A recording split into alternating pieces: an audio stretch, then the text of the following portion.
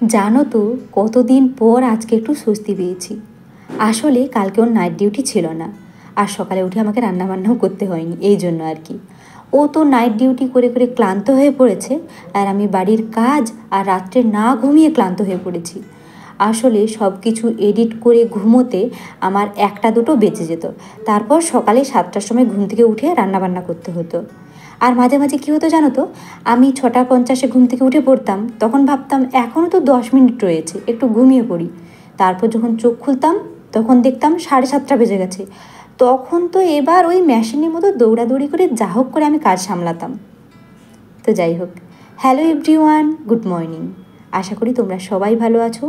আজ হলো এপ্রিলের 7 তারিখ, সোমবার। অনেক দিন সকালে ভালো করে ঘুমাইনি। আজকে ঘুম থেকে উঠেছি 8টা 50-এ। ও তো ঘুম থেকে উঠে পড়েছিল, ওকে বললাম তুমি আমাকে কেন ডাকোনি? ও আমাকে বলছে তুমিও তো রাত্রে দমে ঘুমোচ্ছ, এই জন্য তোমাকে আমি আর ডাকিনি। এত দেরি করে ঘুম থেকে উঠেছি, ঘুমটা তো ভালো হয়েছে, কিন্তু আরেকটা জিনিস কি হয়েছে জানো তো, এত দেরি করে ঘুম থেকে উঠলেই না আমার কোমরের এত যন্ত্রণা করে যে আমি দাঁড়াতে পারি না।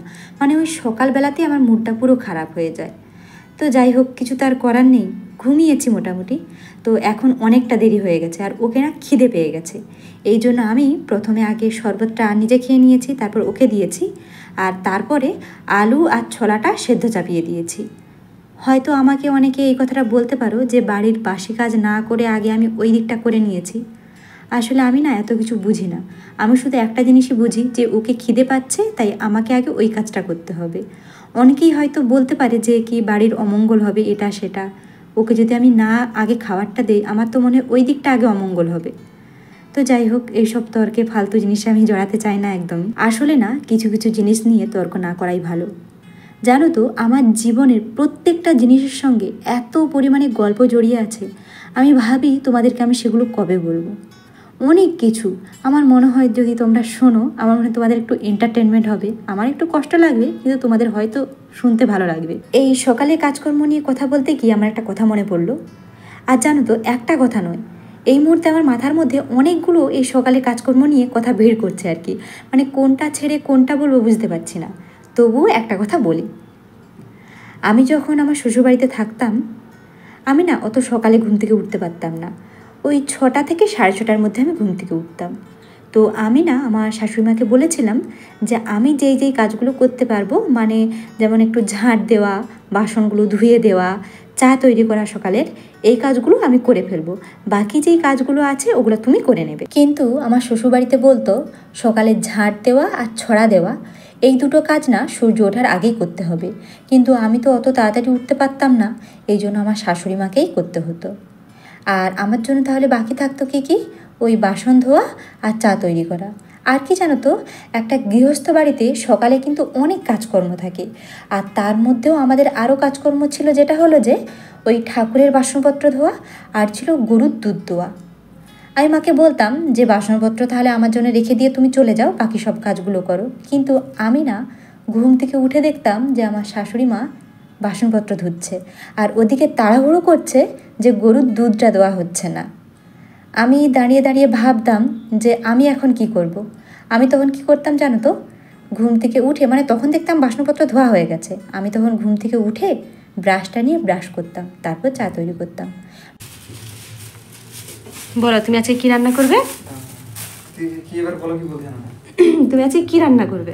আমাদের আজকে হবে পালং শাকের তরকারি। আর বেগুন ভাজা হবে।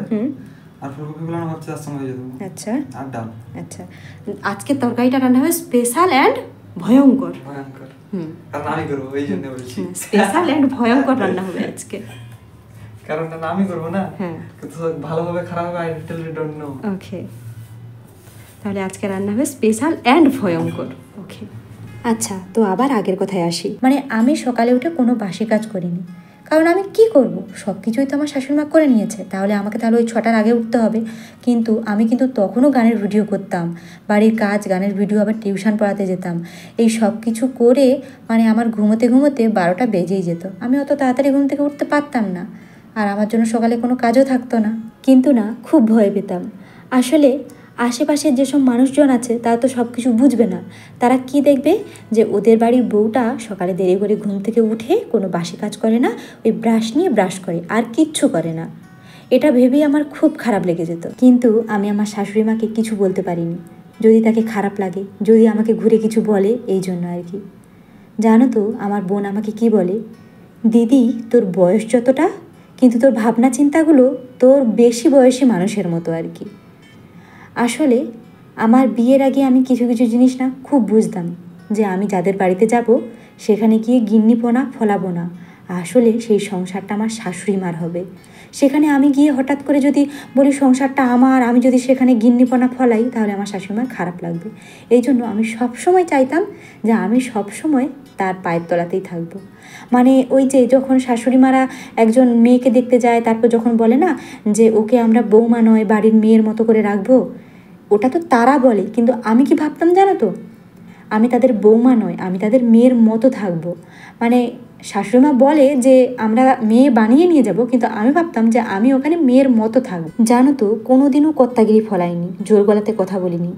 কি রান্না হবে সেটা পর্যন্ত আমি শাশুড়িমাকে জিজ্ঞাসা করতাম। যেমন এখনও আমি আমার বরকে জিজ্ঞাসা করি, ও যখন ডিউটিতে চলে যায় ওকে আমি ফোন করে জিজ্ঞাসা করি আজকে আমি কি রান্না করব।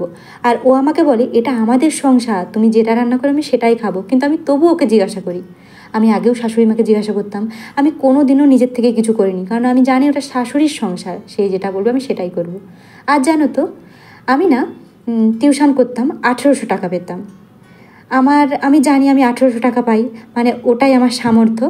আমি শাড়ি কিনবো আর কি, 500 টাকা দিয়ে আমি 2 মায়ের জন্য শাড়ি কিনেছিলাম। কখনো আমার মায়ের জন্য কিনবো, শাশুড়ি মায়ের জন্য কিনবো না, এরকম কখনো করিনি। 2 জনের শাড়ি কিনেছিলাম 250 টাকা দিয়ে, সুতির ছাপা যেগুলো বাড়িতে পরে আর কি, 250 টাকা দিয়ে 2 জনের জন্য কিনেছিলাম। যখন নিজের দোকানে কিছু কিনিস কসমেটিক্স জিনিস, নেল পালিশ টু, তখন 2 মায়ের জন্যই কিনে নিয়ে আসি। আমি কখনো ভেদাভেদ করিনি। এই সমস্ত কথা নিয়ে আমি কেন বলছি জানো তো, আসলে কেউ যদি আমাকে কখনো বলে যে আমার মধ্যে কোনো খামতি ছিল, এই জন্য আর কি। জানো তো কোনো বিষয় নিয়ে মানে বাড়ির কিছু নিয়ে যদি শাশুড়ি মার কখনো মন খারাপ হতো, আমি শাশুড়ির কাছে গিয়ে বলতাম যে চলো না মা একসাথে খাই, তোমাকে আমি নিজের হাতে খাইয়ে দেবো। আমি এইভাবে পর্যন্ত কথা বলেছি।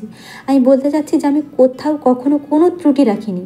মাঝে মধ্যে গল্প করতাম সাজুগুজু নিয়ে, কিন্তু আমার শাশুড়ি মারা তো আর মানে এখনকার মতো তো আর মেকআপ করে না, ওই চুল বাঁধা একটু নেল পালিশ করা এইসব। কিন্তু ওইসব করতে গেলে বলে আমরা কি আর করি না কি এইসব, আমরা কিছু জানি না, তুই কর। মানে এইসব নিয়ে কোনো ইন্টারেস্ট নেই আর কি, ওই জন্য কিছু বলতাম না। একটু আধটু টিভি দেখতো, তো সিরিয়াল নিয়ে কিছু বলতাম, তখন বলতো যে আমরা তো বেশি টিভি দেখিনি, তখন কিছু বলতাম না, চুপ হয়ে যেতাম।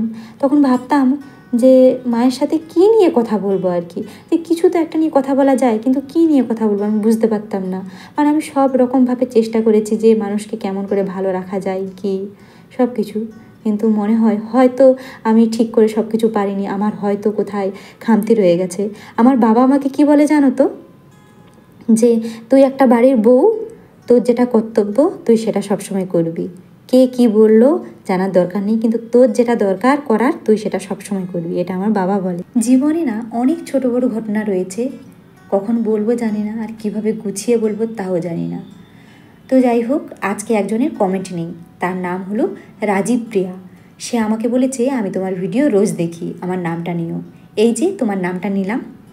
আর অন্যদেরকে বলছি তোমরা আমাকে কমেন্ট করো, আমি কিন্তু তোমাদের নামগুলো ভিডিওতে নেব। আমাকে খুব ভালো লাগে তোমরা যদি কমেন্ট করো। এই যে রাজীব প্রিয়া কমেন্ট করেছে, আমাকে কিন্তু খুব ভালো লেগেছে। জানো তো সারাদিন আমি যত কাজকর্ম করি, এই সব কাজকর্মের পিছনে না একটা করে গল্প রয়েছে। আমার বর আমাকে বলে এইসব কিছু তুমি কবে ভুলবে, এত কিছু যদি মাথার মধ্যে রাখো তো পাগল হয়ে যাবে। আমি না ভুলতে পারি না, কী করে ভুলবো বলো তো? আমি তো জানি ওই লাইফের মধ্যে আমাকে আবার ফিরে যেতে হবে, এই জন্য আমি না ভুলতে পারি না। তো যাই হোক, সারাদিন কী কী কাজকর্ম হলো সেটা তো তোমরা দেখেই নিয়েছো, আর দুপুরে যা রান্না হয়েছিল সেটাও তোমরা দেখে নিয়েছো। বর রান্না করেছিল আর সুন্দর রান্না করেছিল। আর এখন হচ্ছে ঘুগনি আর হচ্ছে চাপাটি আর রুটি। আর জানো তো আমাকে না এমনি রুটি খেতে খুব ভালো লাগে। ও খেতো না, ও একদমই পছন্দ করতো না, কিন্তু আমার দেখে দেখে না ও শিখে গেছে আর কি। তো যাই হোক, এখন আমাদের সব কিছু রান্নাবান্না কমপ্লিট। তো এখন ঘুগনিতে ও পেঁয়াজ আর ধনেপাতা দিচ্ছে, আর এই যে এবার পুরো রেডি। চলো এখন আমরা খেয়ে নিই। গুড নাইট, সবাই ভালো থেকো।